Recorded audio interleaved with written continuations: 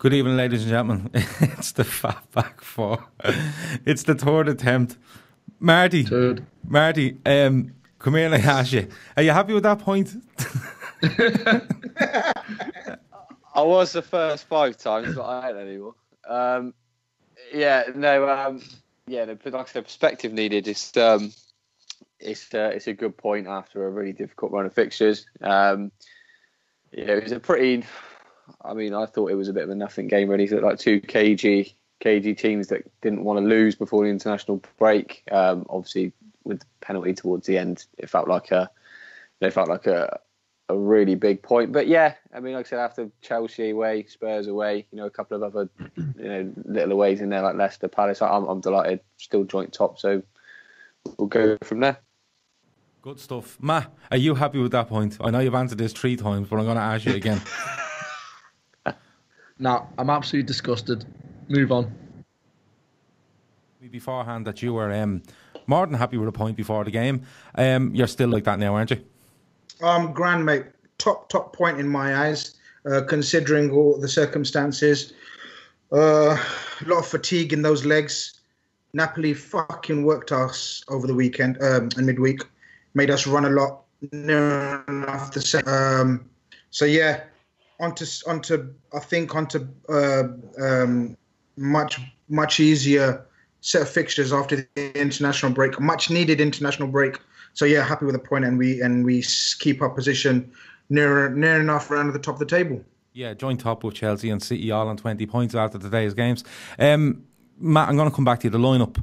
There's been a lot made over Keita's injury in Napoli during the week. Would he start? Would he be back? Would he be in the squad?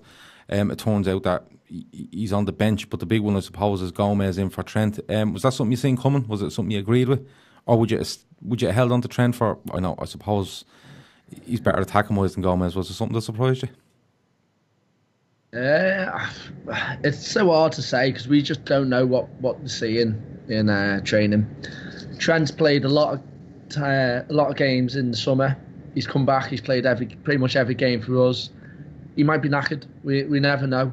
Lovren is perfectly capable of coming in and playing alongside VVD. We know he plays well when he plays alongside them. So we've had such a tough run of fixtures. We've had to rotate. And Klopp's hand's probably been forced. I don't think he's one who wants to change his back 5 too much anyway. But if Trent is looking leggy in training, then he's still a young lad. We can't put him through that. Look, I know it's a bit dramatic, but look what happened to Michael Owen as a young lad when he was put through it all. We forget how young he is because how well he's playing. We still need to look after this lad. So if he needs a break, then yeah, fair enough. Bring Lovren in to have the break. Keita, again, it's a risk. They didn't find anything, but with the back, it's complicated anyway. So if there's any kind of risk, give him a rest. The only thing with midfield is we all know it's lacking a bit of creativity. City do tend to can be got at from someone in that number 8 role who powers through, and that's kind of what Keita could have given us. But at the end of the day, Klopp, I've tried giving up double gassing Klopp these days. He knows exactly what he's doing. He sees them in training when we don't, and he's made his decision, and I'm happy with it. Yeah, Marty, I suppose we watched the game here against Napoli on Wednesday night, and a couple of the lads commented on Trent. Not so much defensively. I thought it was a really open game on Wednesday night, but going forward, he just looked a little bit off it. Do you think that might have been something that came into it? Like Matt said, he could be a little bit leggy. It was just one game too much because of the World Cup. You have to remember. But do you think that might have been in Klopp's thoughts that look, he's just that little bit off it? We go a little bit more solid, with Gomez there, and we go from there. What was your thinking on it? Yeah, I think it was an article came out just before kickoff. I think it was from Dave Maddock, and it was just he kind of underlined why Trent weren't playing. I mean, he was, I wouldn't put any punches. He wasn't very good Wednesday night against Napoli. He was poor, like you said. His deliveries were off. He was rushing them. He was putting them into row Z. He wasn't very good. And I think this article from Dave Maddock said that, Klopp really analysed the whole performance, not just Trent, but as a team. I think, they kind of looked at it and Trent was just knackered. And Klopp felt, there's no point in risking him when we've got, no adequate replacement. I mean, you could have, the natural one would have been Klein, I would have thought, but obviously he wasn't even on the bench, so I don't really know what's going on with him. But, it worked. I think we all need to kind of learn just to trust Klopp now. I had my questions beforehand.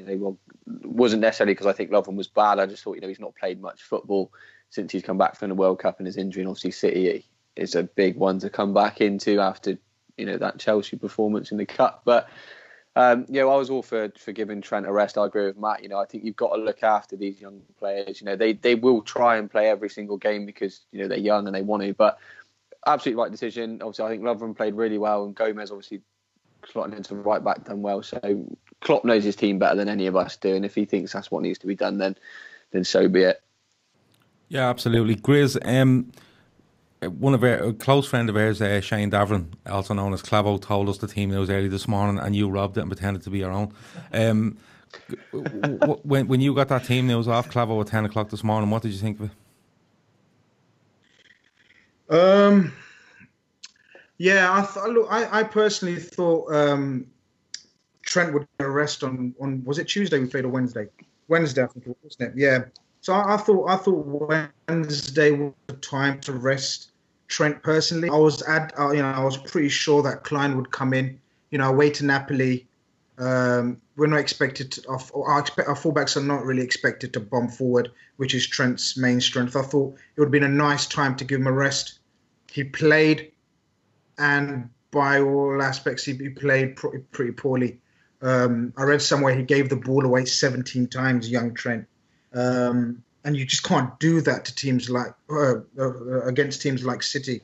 So maybe that played a part in Klopp's thinking. I mean, I think Trent has been looking leggy in the last couple of games, and it's only natural. He's a kid, and he's been playing non-stop. Do you know what I mean? Near enough. I think he's played every single. Yeah, he started every single league game. Yeah, I thought it was a bit of a surprise.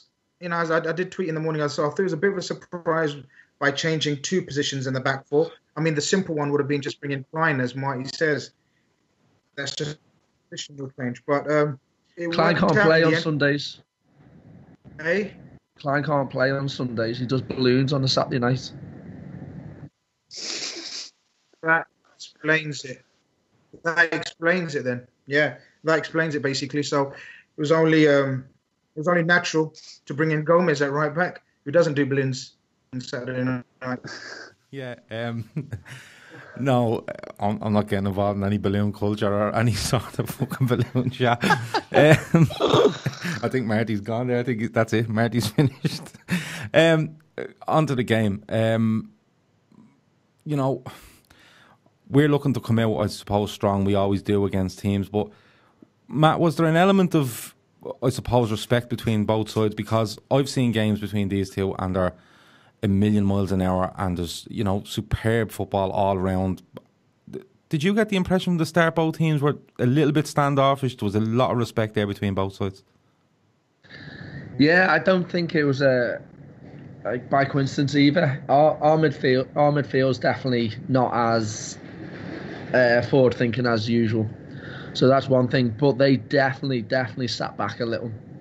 But they had a bit more protection for their defence, and their line was nowhere near as high. So it was a more cagey affair. It felt like a bit more like the Chelsea match, if anything, which the matches versus Chelsea are usually like that. But as you said, City is usually open, but I think Pep's pulled them back a bit. He knows what can happen to him. He knows Klopp's got his number at Anfield when he comes out and attacks like he does. So he's sat his line back about 10 yards and he's kept at least one, maybe two midfields in front of them as well. And then just let the attackers do the attacking. And that's kind of what we got stuck with doing by default with the midfielders that we picked. Yeah, Bobby, I think it's for Hassan, says here that the amount of respect shown Man City showed us today shows how far we've come. Yeah, I'm going to get on to that later because I think it's a great point. But Marty, as Matt says there was a lot of respect shown by both sides, probably slightly deeper lines, not as gung-ho, because usually when these two teams go together, they just go head-on, collide and see what comes out. But we've seen it in the game so far. But Matt's right, Klopp has his number, and he has his number away from home as well, you know, in the European Cup last season. And the 5-0, okay, I thought we were the better side before we go a man down, but he does seem to have his number. Did Pep play a different game today, Marty, where although he's dropping deep and giving respect, he's probably trying to lure us in and try hit us on the break?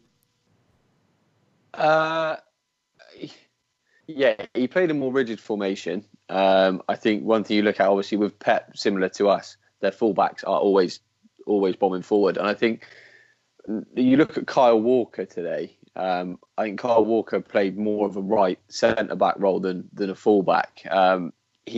Pep did not want to commit forward. It was cagey on both sides. You know, I think, like Matt said, you know, we kind of got lured into it because we didn't get the space in behind. They dropped their line 10 yards deeper, so we didn't have our space to play our normal game. He didn't really want to commit.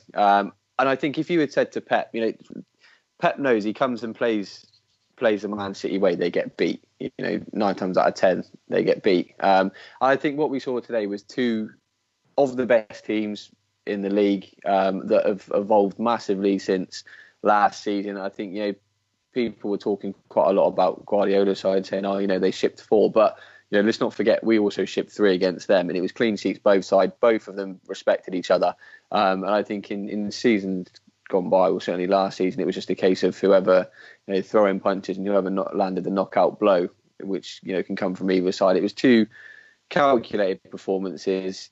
They both, I think, were happy with the draw, and you know, they show a lot of respect for each other and for each other's teams. And I think they're both, like I said, both tried to get into the international break with a draw out of it. Grizz, Marty says something there that they both take a draw, excuse me, or they probably both take a draw because there's international break. And is it a big deal, Grizz, going in here and not being behind your challengers or your you know, the people that the teams you see as your main challengers? Is it in the psyche now that we're not behind this, you know, for both sides, you know, because Man City could be looking at going, we go in 3 points behind these, and you know, the circus around Liverpool will kick off, or vice versa. If City go 3 points clear, you know, everyone's saying, oh, there they go again, pulling ahead before an international break. Do both teams take the draw, Grizz, and psychologically still in it and still happy? Yeah, I think it's huge, Gav. I think it's huge going into the international break. As I said, we go back to our pod that we done about 5 weeks ago, 4 or 5 weeks ago. We said, if we hit that international break after the set of fixtures that we've had, and we're sort of around City, you know, give or take 2-3 points, we'll be happy with that. And considering that we're level with points with them, I think it's huge. I think the timing of this game, in terms of both teams having played their full strength near enough in midweek, it was inevitable. It wasn't going to be a gung-ho type game. Well, I thought it's not going to be a gung-ho game anyway. I mean, anyone who thought it was going to be sort of an end-to-end thriller, sort of, you know, chances galore goal score, I think was naive, because I think we've finally got that respect that sort of these teams have given us, where we're the real deal now, and people have realised that even a manager sort of like Pep, who doesn't care about the opposition, suddenly cared today. His fullbacks were, as Marty said, Kyle Walker near enough played as a third centre back.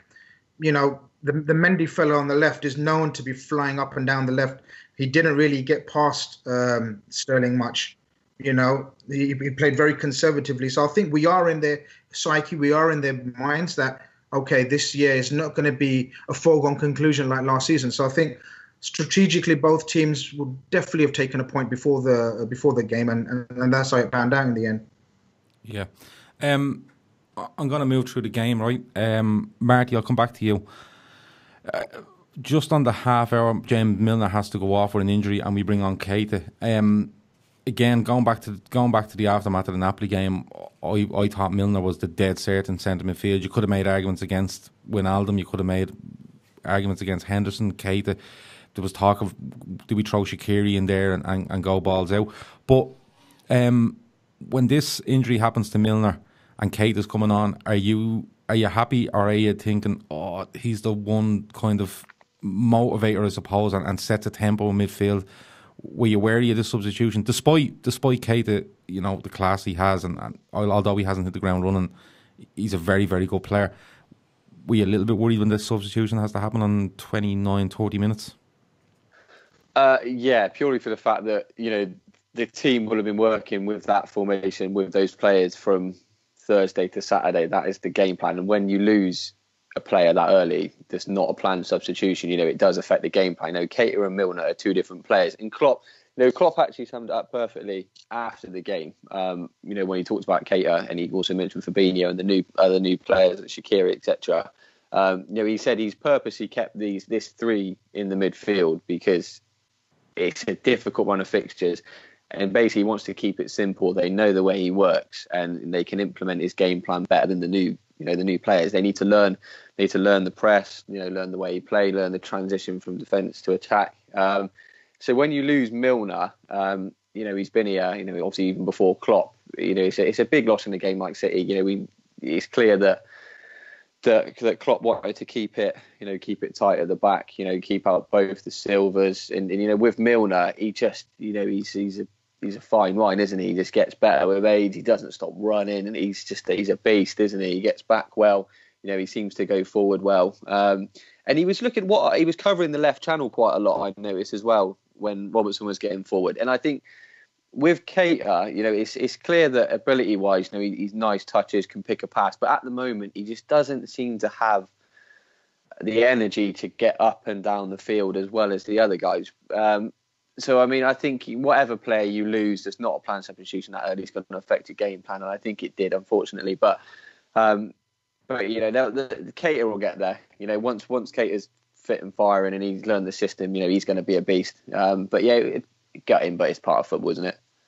Yeah, absolutely. Marty's there, he's a little bit pessimistic, I suppose, when the substitute has to happen. I was trying to convince myself that he comes on, he's a different sort of player to Milner, and he might be that player that we were talking about pre-game, you know, the player that from the A position, as they call it, bursting through and running at them. Were you trying to convince yourself of the same, or were you a little bit worried at the loss of Milner? I have absolutely no issue with Naby Keita coming on to replace James Milner. Fuck off. No, I'm not saying you'd have an issue with him coming on. I'm just saying... Listen, Milner's a good player. He's very limited. Naby Keita is going to be an outstanding player. We just haven't seen it yet. If it was last season and we were there and we were bringing someone like, I don't know, Lallana or someone else on, then yeah, there's an issue. Right now, where we have the squad that we have, I've got no issue for it. I thought he took a little bit of time to get into the game. I think he struggled first half. We grew into it a little bit more second half, but he didn't do anywhere near as well as I wanted him to. But at the time of coming on, I didn't even bat an eyelid. I was absolutely fine with it. That's why we spent the money on him. Yeah, no, I was just look. I've no doubts over Naby Keita. Right. Well, I've no issue over Naby Keita. It was just the makeup of the midfield when he comes on. You know, we obviously tried to go solid there. Like Stephen Kingsbury there says, the midfield are probably letting us down a little bit, hard working, but a lack of guile. And that's what I was thinking when Keita comes on. Could he supply that? Grizz, you love Naby Keita. You love James Milner. What's your take on it? How are you feeling when he comes on? I love everyone. Everyone. That's a fucking lie. Also, I want to jump in before Grizz balls us. Like, you don't wish, never wish injury on anyone, never at all. But if Milner is out for the next game, it may be a blessing in disguise that Klopp's hand is forced. Kind of like what happened with Gomez. That's how I'm thinking. He was forced to play Gomez, and look where it's ended up. Klopp loves Milner. I love Milner. You know exactly what you're getting from him, and he's just one of them really honest players. He's not going to fucking spin the game on his head, but he'll do what you know he's going to do. But in forcing his hand to play Keita, what? How many bots are you going to do? Forcing his hand to play Keita, it could be a blessing in disguise, because now if he is injured, he's got to give him minutes, and minutes is what he probably needs. Go on, Chris. Where shall I go? Go on, Chris. Go on. The floor is all yours, Chris. I don't know what the question was. You're going to repeat? I'm going for a smoke while you answer this. Oh no, just when Naby Keita comes on, are you worried about the makeup of the midfield? Are you thinking he could give us that bit extra? Are you worried about Milner being lost? And you know, like as I said before, he sets a tempo. He gets around. He gets in on teams, and he presses really well. How when you see that substitution having to happen, I just want to know how you're feeling, Chris. I was slightly worried. I'm not going to lie, because even though, as we all agree and most people agree, Naby Keita will be and is a fantastic player for Liverpool.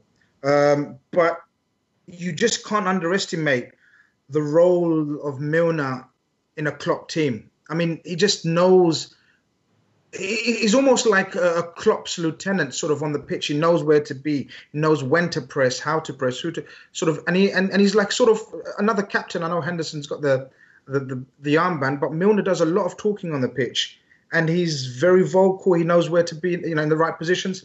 From that aspect, I did worry against a team like City's midfield, where they're just the positions that the two Silvers were taking up in that midfield. I was slightly worried, especially coming off Keita's mystery injury or whatever injury it was, or was he injured? And we don't know what kind of fitness levels he was at. I mean, apparently he only trained fully yesterday, Saturday. So, I was slightly concerned. But then there was this sort of the ambitious, the adventurous side of me was saying, maybe Keita is the one that's going to unlock this defense and sort of be the creative spark. So, but yeah, no, overall, as Matt says, he done all right. I think he's definitely playing within himself, though. I think he's petrified of making a mistake. It seems that way anyway. He just wants to play percentage balls at the moment, which is not really his game. He's a far more progressive, creative player. Thanks for that, Grizz. I'm at to order me big shop on Tesco online there while you were answering that. Come here. I need one for my new gaff. Do you? How is the new gaff? It's all right, pal. Andy prefers your old one. Hey? Andy prefers your old one. Yeah, I know. Well, Andy ain't been to this one. When he comes down, he'll appreciate it more.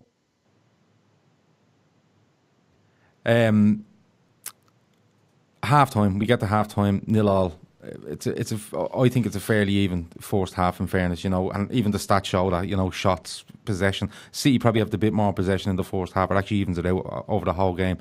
Matt, going into the second half, are you thinking more of the same here? Just keep it as it is and, literally, I don't know, play a bit of Russian roulette with this game and just see where it goes? Or are you looking for a change in the way we play or personnel? What way are you going into the second half? Nah, I mean, I thought we'd done pretty well in the first half myself. I think, carry on as it is. We are coming to the end of a hefty, enduring bunch of fixtures. So we needed to stay a bit more reserved, a bit more compact, and maybe wait for that one little piece of genius or a Salah run through. And I was happy. I was happy with how the whole game played out. But going into second half, which was your question, keep it as it is. Keep going. Barry Tucker says that Phil is on a mad one. That's Phil Casey of the LFC Day Trippers. He's decided to come on and just throw up his feelings on NFL football on the chat and what people think of the NFL football. Phil, from all of us, would you ever fuck off, would you, with your NFL? Back to it, Grizz, going into the second half, are you with Matt more of the same? Is there anything you'd look to change? Because I'm looking at it at halftime thinking a very even game. Not many chances despite decent play from both sides. Are you thinking go all out, or are you thinking no, keep what you have and keep progressing and play it nearly in 10-minute blocks and see where we get? Yeah, that's exactly what it was. I mean, it was a cagey affair. It was, wasn't it? There was hardly any shots on target. Hardly any clear-cut chances. It was just both teams were sort of waiting for a counter-attack where sort of they can expect one of their creative players to create a chance or a goal. I mean, I thought both defenses. You've got to give credit to their defense as well. There's always a bit of criticism for the Man City defense. I thought they played really well. I mean, John Stones and Laporte were quite solid. Kyle Walker. And even Mendy, who a lot of people criticise, say he's just a winger. He's not very good defensively. He actually was very good defensively. And you've got to give our boys credit at the back as well. I thought, the usual hoo-ha about Lovren stepping in the morning and Gomez switching to right back. I thought we were fairly solid. So it was mainly a game of defences on top, and the midfields kind of just nullified each other, didn't they? So yeah, I thought it was just keep it as it going, and then if someone sort of takes an opportunity, I thought there'll be one goal in it, but no, neither team took the opportunities. Marty, Matt is the ultimate positive super fan. He's like Andy. Andy's beside me here in the studio, and he's like Andy, super fan. Grizz is just a 2-all merchant every fucking game. So you've both ends of the spectrum there. Where do you sit going into the second half? Are you more with Grizz? He's not too sure. Or are you with Matt, more of the same, and hopefully we get where we need to be? Probably more a bit with Matt. Say it. Sorry, Grizzo. I think sometimes you need to perspective's needed. I mean, I was a little bit critical at some points in the first half. I thought our transition from the back to the front could be a bit better, but I think sometimes you have to just hold your hands up and say City defended well. We were. This was the last game after a heavy run of fixtures. They were leggy.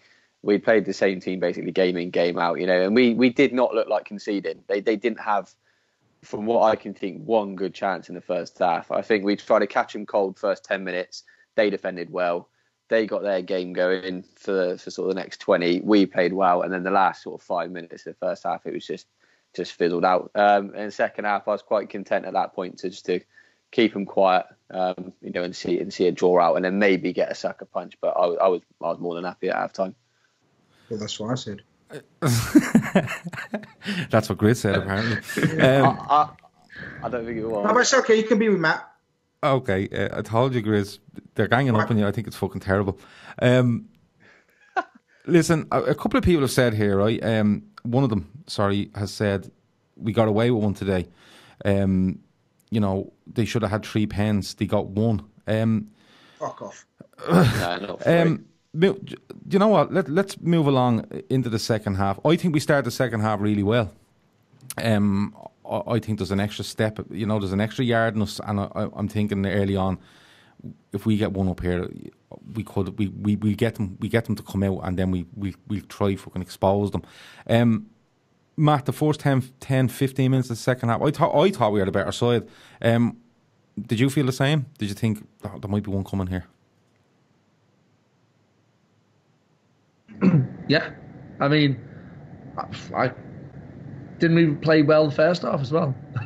I can't even remember the game. I think we did play. I think we did play well the first half, but I just thought there was just something about us in the first probably 10 minutes of the second half. No, yeah, you're right. It was building. The only worry was they were getting breaks, and then they had a couple of little spells. But it was building that we would get something. I thought we were going to as well. But I mean, it is what it is. We are where we are. The team's got through that bunch of fixtures, and I'm absolutely fine with how we're playing at the moment. We're saving legs for later in the season. If we can play well and nick a goal against City, great. If we keep the draw, then I'm absolutely fine with it. I've got no issues. Yeah, look, I've no issues either. I said it before. We take a point and we get out of it, and we don't lose any ground. Marty, let's move it on, because I think it's. Oh, do you know what I want to do? I want to go to a double save by Alisson. Marty, do you want to have a word about that? Because I thought he was exceptional during the week against Napoli. I thought he was really good. He made saves. He was commanding. He was verging on man of the match for us on Wednesday. He played well today, Marty, didn't he? He shows his value again today. Yeah, he really did. I think what the big thing is, as well as just making the saves, I think what he does is he kind of flows confidence throughout the team. I mean, you think back to when we had Mignolet in goal, and you just knew, he couldn't withstand pressure. If we were in a game like City where we had to sit back for, 20, 25, 30 minutes and soak up some pressure, and you're going to need your goalkeeper to get a result against City, it's inevitable. And I think he's absolutely brilliant. He's got everything. I thought even his distribution today was really good. He picked some really nice passes. The double save was it was really, really good. You think last time, and sorry Matt to bring up Karius, but you think last time we played them last season, Karius let Sane in on the near post. Shots fired. Mahrez tried to catch him, and it was he got down quick, really good save. Who's this lad? Like I said, yeah. And like I said, he's absolutely brilliant. I think he's really justifying his price tag in the last couple of games. He's kept us in it. All right, Napoli couldn't do nothing about the last goal, but I think even when you look at the penalty, he went the right way. And I think he's such a big unit that Mahrez has thought, I need to get this top corner, and that's kind of what's made him miss.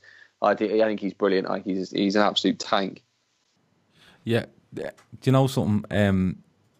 Let's get to the penalty, right? Because I'm dying to get to it. Matt, it's a penalty all day. That's first thing. Virgil van Dijk actually admits it afterwards in a interview. He actually tells the referee after the game as well. Yeah, you got that right. It was a penalty. But Mahrez, it looks like he was the man, assigned with taking the penalty. That was the plan.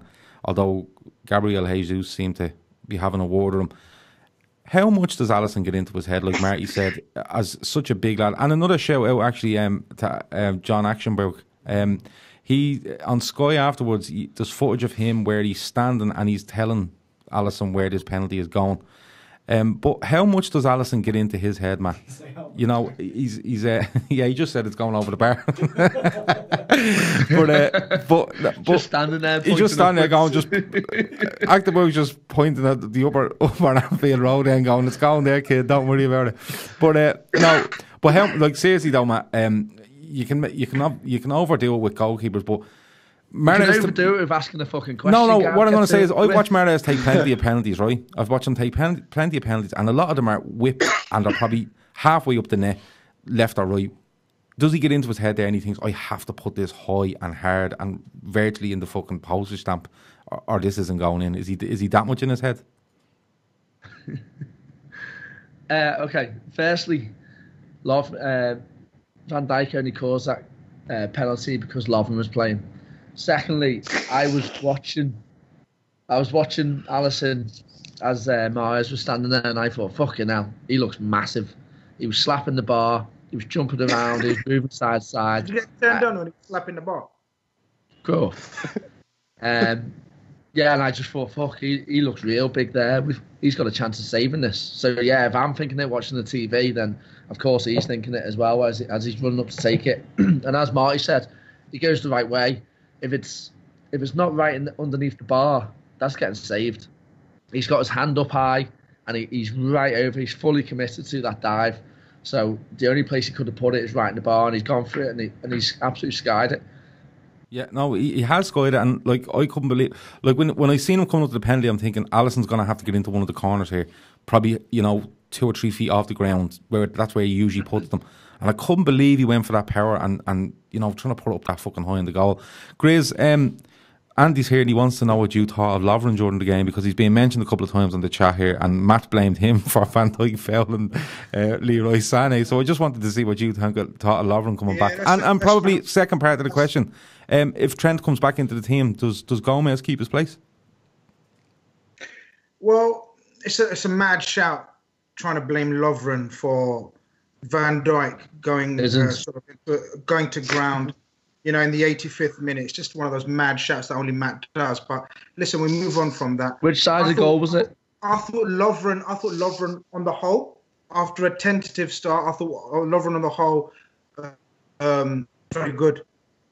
Considering, is it his first start in the league, lads? Anyone help me? League, yeah. He played Carabao Cup, didn't he? But yeah, so first league start against probably one of the best attacking teams in Europe, you'd say, and it looked like he's not been away.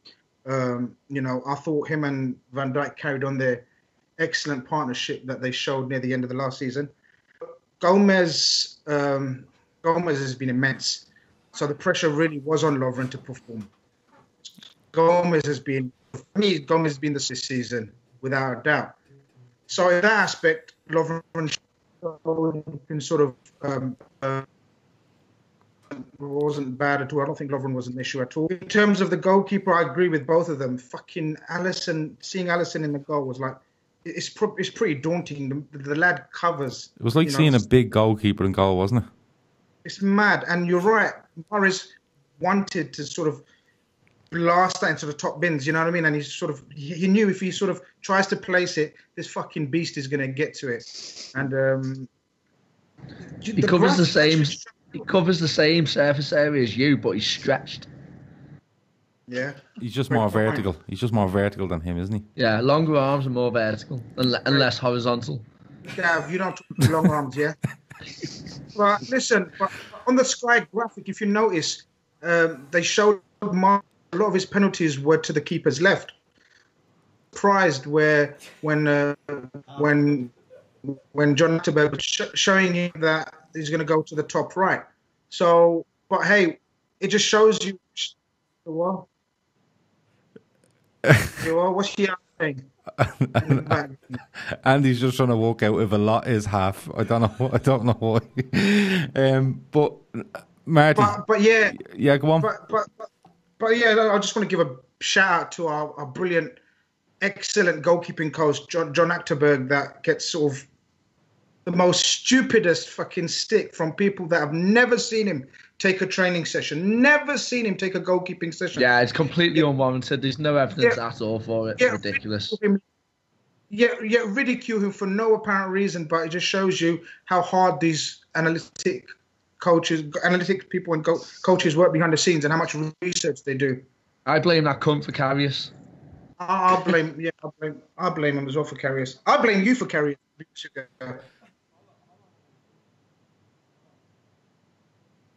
Come here, Grizz. Hold on a minute. Completely unwarranted abuse of John Atterberg, right? That's what you said, right? And then Matt went, I blame him for Karius, and you went, yeah, I blame him as well. You're off your fucking rocker, I swear to God. You're absolutely mental. It's sarcasm. You just got to agree, Matt. Because I don't carry on, you just got to say, yeah, Matt, I agree. Matt blames him for Moreno and Emre Can not signing that contract as well. So I wouldn't go on what Matt's saying about John Actionberg. But look, the penalties missed. Matt, I want to come to you because a player comes on the pitch as a substitute later on, and the minute he comes on, you send a message to me going, "Oh, he's on the pitch. This pod could get interesting," and that was Daniel Sturridge. When he comes on the pitch, Matt, are you thinking, "Here's my boy now, 4 and 7. He's going to make a 5 and 8. All I need is 5 more goals out of him, and I own Grizz's Twitter account"? Is that what you were thinking straight away? I wasn't even thinking about the Twitter account. I was thinking about the pod tonight. That's not even a bet. It set up perfectly for it. Him to come on, get a goal, me to gloat my arse off to you lot. Arsehole. I'm just going to gloat my arsehole now. Yes, it looked like he was gonna do it. Yeah, it was a tough one for him to come on to. I'm happy for him to come on and do them kind of appearances all season long, get his 10, 12 goals, which he will do. If Klopp's not happy for him to play full games, then fair enough. Bring someone off, 25 minutes to go, 30 minutes to go, give them a rest, change it up a little bit. Yeah, it's perfect. He's a great finisher. He'll get you 1 and 2 goals all season. Yeah, look, I agree with you to a point. I think if he's coming on like that in them games, once a week, 20 minutes, 15, 20 minutes, I think he's an asset. I just fear for us if the likes of Firmino drops fucking off form or gets injured and we're having to rely on Daniel Sturridge on a weekly basis or twice weekly basis. That's someone's scoring goals like at the rate he does. Yeah. He's scoring goals at a rate when he's on the pitch for 10 to 15 minutes. That's where he's going to be best. And look, if you can hand on heart, hold on. If you can hand on heart tell me that if Bobby Firmino does a ligament damage tomorrow and he's out for 3 months, that you're happy with Daniel Sturridge starting for Liverpool Football Club on a game by game basis and playing 70 plus minutes every week. If you're confident in that happening and confident in giving the numbers that you think you can get, fair play to you. I'm not. I've always said I'm not. But I have said if you can keep him fit and play him 20, 25 minutes every Saturday or a bit on a Wednesday and a bit on a Saturday, I'm more than okay with that. We always get into fucking Daniel Sturridge, don't we? Every single time. Great point. Thanks, Chris. I'll stand up with you against these two cunts. Listen, I suppose you know the game it hinges on that penalty, I suppose, and then you know I think both teams know then a point is a point. I want to get on to the aftermath of it. Marty, I'll come to you. You know, it's a home game. We drew a lot of home games last season. I think it was 7. We were unbeaten, but I think we drew 7 home games last season, and it cost us, I suppose. Well, it cost us points, obviously, but it cost us in you know being secure in that top 4 and you know things like that. But when you look at it as the outlook you have now, Marty, is 8 games in, 6 wins, 2 draws, 1 away to Chelsea, 1 at home to City. We've gone away to Spurs, and we've beaten everyone else that we've had to beat. As you look into this international break now, do you think we have, probably not in Chelsea because they weren't expecting much, but do you think we probably have not the upper hand on City, but a little bit of a boost when it comes to the outlook of our season and thinking, no, we've stayed with them and we've played them and we're okay? Or do you think we needed the win today to really nail that home? No, we've done the legwork in the Chelsea game, the Spurs game, the Southampton game to be able to give us that opportunity to perhaps not win the game today. I think you've just got to look at who we've played. As I've just mentioned, you know, you look at City, City have played Arsenal away and now us at home. You know, Chelsea have played Arsenal and us. I think if you look at it, we've arguably had the hardest fixtures so far out of the top 4, top 6, I'm going to call it. So I think for us, I don't think it gives either of us the upper hand, to be perfectly honest with you. I think both would have taken a draw for various reasons. You know, I think for us, like I said, we had a humdinger few fixtures. You know, we were leggy. You know, that game could have been a real tough one. And I think for City as well, you know, this is probably their hardest fixture of the season, Anfield away. They've got it out of the way. They didn't get beat. So I think both teams have got a real positive reason to move forward with a draw. I think when it comes to City, Liverpool, I think home and away kind of goes out of the window, not purely for the fact that Man City have only got 3 fans, but also for the fact that they just play the same both ways, you know. And I think for us this season, I think City away could be a bigger chance for us to get 3 points off City than at home. I think they'll come out and play their game, and I think that will suit us. So, yeah, like I said, moving forward, I think both teams will be positive after this result, and we've got a really favourable run in now up to Christmas. So, all good. Did we sort their bus out? No, I'll tell you what happened. They installed 26 Ultra HD cameras and nobody showed up. They just drove the bus in. There was no one fucking there. It was look, that whole thing all week about the bus, it was fucking outrageous, to be perfectly honest with you. Imagine like, they've never stopped. Cameras catching Andy. But well, Andy couldn't have been caught this time because Andy was confirmed as in the Pudging still on the nice rolls. Imagine the HD salad hands. Yeah, HD jazz hands. You'll see them coming up on screen there. But Matt, you love to look into into players and how they perform and how they might get on and different things like that, because you genuinely do. You like to look at where players might fit in and stuff like that. There's a question come up there, and I suppose it's Fabinho, and I know it's being discussed over and over. But with this international break now, and I think Klopp looking at these first 8 games, get out of the way. Can you see Fabinho coming in and playing a much more prominent part now with these first block of games out of the way, I suppose? It's so difficult. It depends how our players come back from international duty. Generally, 3 of them get injured, so it depends which 3 it is. If Milner's injury is bad, then yeah, I can see it. Other than that, you just never know with Klopp. It's tough. The team looks like it could do with something, especially the midfield, something to refresh it. But then again, you look at Gini playing the 6 and how well he's playing, and you think, well, we're not really crying out for it. Klopp, as we've seen with Robertson and Ox, will just wait and wait and wait until he's happy. He doesn't give a shit about pressure from the media, from online, from the owners, from anyone, from the players. No one at all. He will do it when he's ready. And for us as fans looking in, when we can't even see the training schedule or how he's playing or how he's fitting in, it's impossible to guess. It's a good question, but it's just an absolute close your eyes and throw a dart at the board. It could be next week, it could be Christmas. We just do not know. Yeah, I think you're right. I think, like you said earlier in the pod, it's very hard to double guess him. It really is, and you can nearly nail. You know, you can think all week, no, he'll definitely play, and he could just have a way of playing, and he's still not up to it. And Klopp will not. It's like when a player's injured, he has to do a mini pre-season, and Klopp doesn't care who you are, bar probably Bobby Firmino. But Grizz, we were talking about this during the week, and the fixtures City have had, specifically City, I suppose. You know, they got away to Arsenal the first day of the season. Arsenal were all over the shop. They've played us, and the other 6 games have been the 3 promoted teams from last season and the 3 promoted teams from this season. Surely when we look at these 8 against their 8, we're thinking, all right, we're level on points, but Air 20 probably means a little bit more than Air 20 at this time. Yeah, it's one of those that you've got to look at sort of the overall picture as opposed to the actual points gained, if you know what I mean. I know we've got 20 out of 24.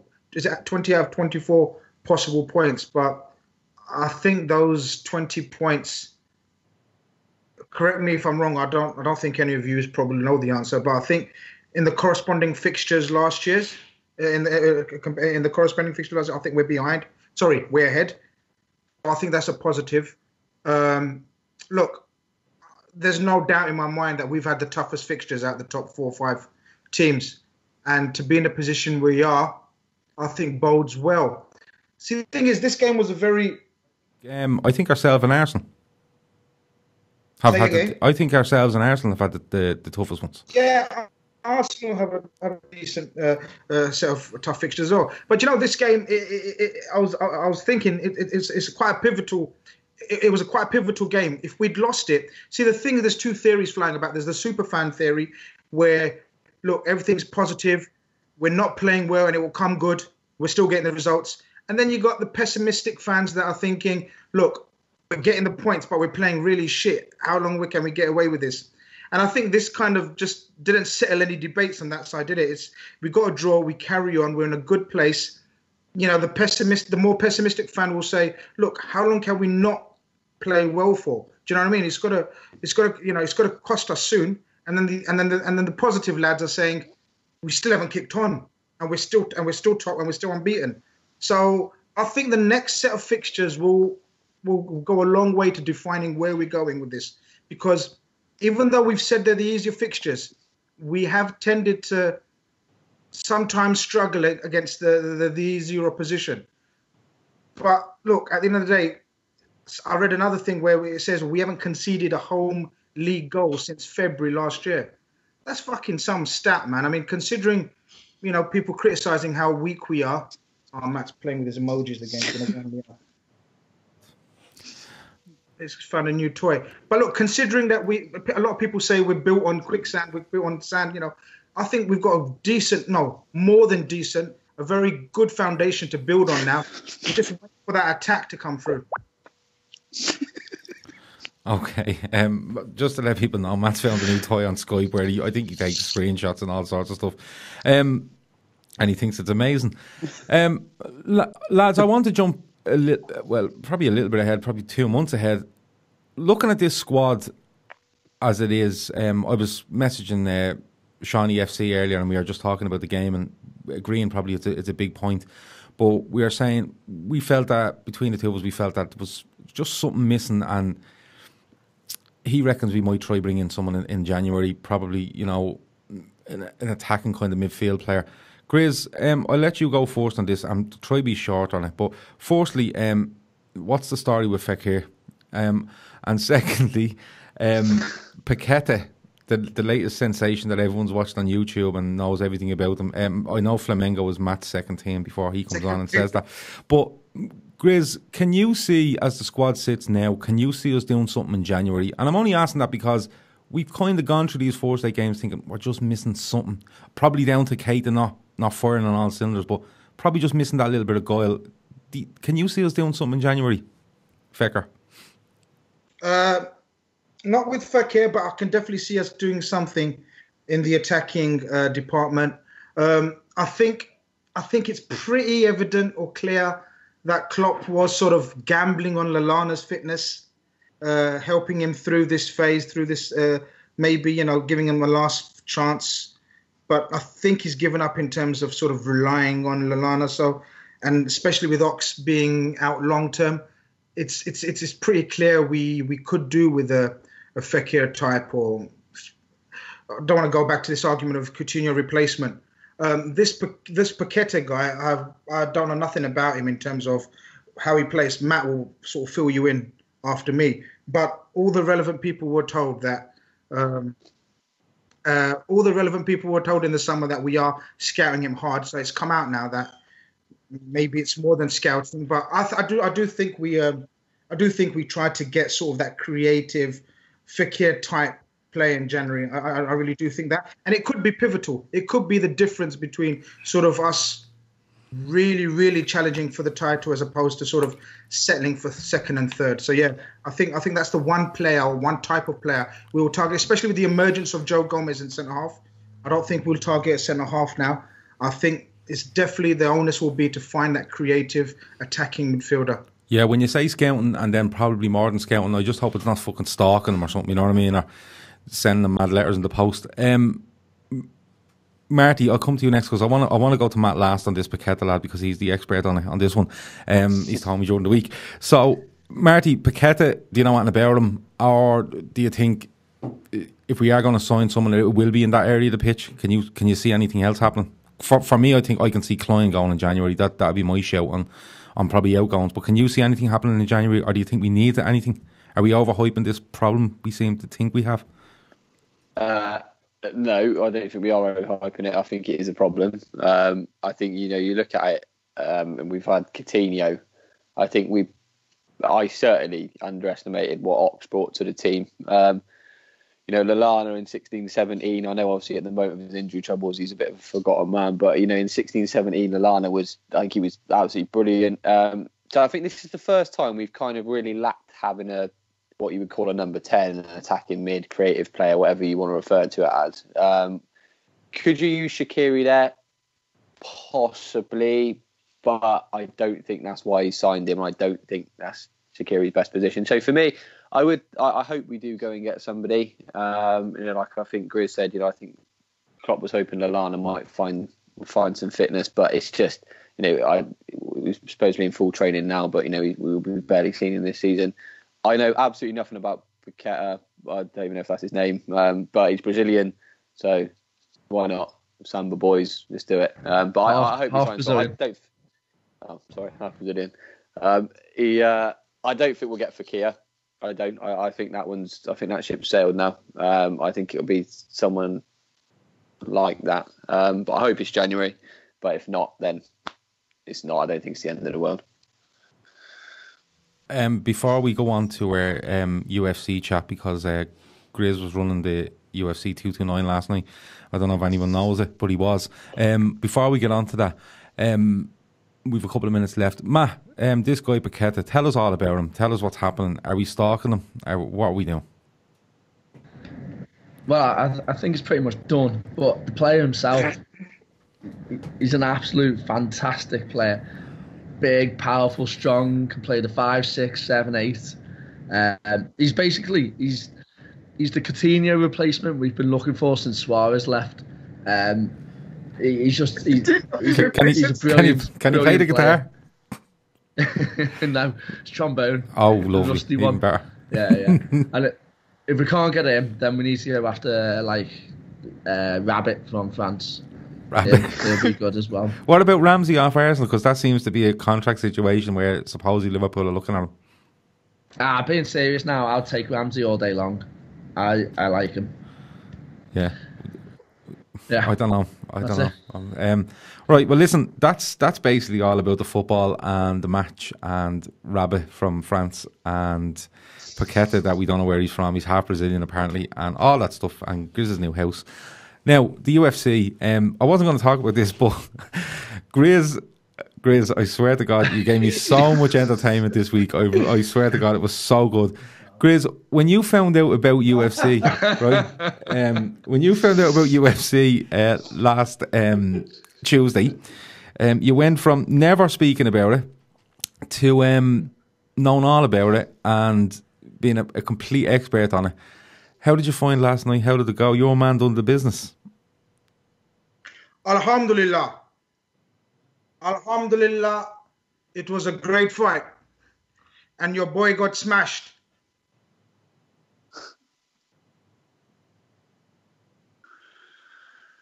Is that it? Is that all you've got? I can't do this. I can't do it. It's too late. My English. Where did you get that from? Not so good. Where did you get that from? Why did you jump? Why do you think he jumps the cage, Grace? Give us your lowdown. Break down that fight for me, just for a minute or two. The fight. Look, let's talk about the fight. The fight was. I got into UFC last Tuesday. Was it Tuesday? Yeah, Tuesday. Yeah, and you were running Tuesday. the thing. You were running the thing by Friday night. I went to UFC last Tuesday because listeners and viewers will not be aware of our WhatsApp group where sort of it's 98% Irish lads. And I was seeing all this hype about Conor and how they're going on. Innit, Matt? They were going on about Conor's going to do this and Conor's doing that. So, me being the sort of the non-Irish fella in that group, I thought, well, let me stick up for the other fella.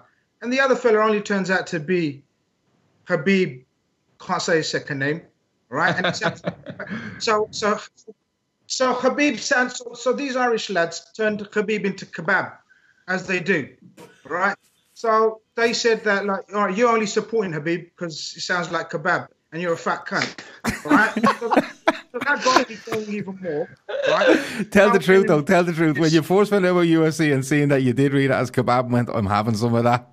Yeah, I'm not gonna like this guy. Right? I thought I'm on Just Eat. He's my favourite. I like the cut of his chip. So he becomes my favourite. Yeah. And what do you mean your favourite? You only know two fighters, him and Conor McGregor. You know fuck all else. No, I heard another one on that WhatsApp. Fucking hell. Come on, tell us what was his name. Oh, yeah. Hold on. There was another one mentioned a lot. Oh, Nate Diaz. Equinta. So they were talking about this other fella called Equinta as well, but I don't know too much about him. So look, I stuck with the not underdog, but the guy that wasn't being sort of hyped up, and I thought, okay, now I'm Team Kebab. Yeah. And these lot were Team Conor, and we had shared a lot of banter. Yeah. And as far as I'm concerned, it was banter. Now the actual fight was a fucking piss take, wasn't it? He absolutely mauled him to death, right? Literally nearly to death. Smashed the fucking bollocks out of him. And fucking Conor needed a whiskey, didn't he, at the end of it? Yeah. But look, the aftermath, no one is condoning what happened afterwards. It was a disgrace. Okay. Team Khabib should be fucking banned, kicked out, stripped of his title. Do what you want. I couldn't give two fucks about it. Yeah. I'm just talking about, and people jumped on this bandwagon. Oh, well, suddenly all these morals came out like, oh, that was so wrong. He could have fucking caused this. He could have done that. He could have done that. You're just here for the entertainment, Grizz, aren't you? Yeah, it was entertaining. I was there for the entertainment and the banter, and the best man won. Grizz, Matt, tell me this: the aftermath of the fight, is that WWE, as Andy tells me, or is that proper fucking? That's just proper hatred and it just boiled over. It's hatred, but it wouldn't have been. He wouldn't have done it. Don't be serious. But wait, he does hate him, but he wouldn't have done it if the UFC wasn't where it is now. The UFC has led, all roads have led to this. They've let Conor get away with whatever he wants. It's been building, basically, the bus thing and all this ridiculousness. It's given fighters now, a platform to push the limits and get away with what you want. He went too far, he shouldn't have done it. They're both dickheads at the end of the day. It was a good fight, they're both dickheads. That's what I think. Okay, and Marty, I'll give you the final word. Now, how do you feel about Grizz Khan being the head of the UFC as of last Tuesday? I'm the new motherfucking Dana White. I don't know. I'm Dana Brown. Dana Brown, yeah. I like. Dana Brown, motherfucker. Yeah, Grizz has summed up nicely there, isn't he? Dana Brown, yeah. I don't really know where to go with that. He doesn't know what to say. Yeah, no, Marty's gone. Marty's sitting here going, what the fuck is going on in this WhatsApp group? Why is Grizz talking UFC? But look, No, we just thought we'd have a little chat about that at the end because Grizz, I don't know where he got. I've never asked him where he got the fucking wig from. Like, he just whipped that out in 12 hours between the fight and now. But I look, think it's one of the kids' fancy dress thingy bobs to put my head. It fits on my head. I'm surprised. All right, okay. Well, listen, that's been us. That's been the Fatback 4. Thanks a million for watching. As usual, I want to give a shout out to Laboom, who supplies with our intro music, and I'd like to thank Marty. I'd like to thank Grizz. I'd like to thank Matt for joining me tonight. It's been a good laugh. It's a decent point for Liverpool. Give it all out. Yeah. We'll be back next week.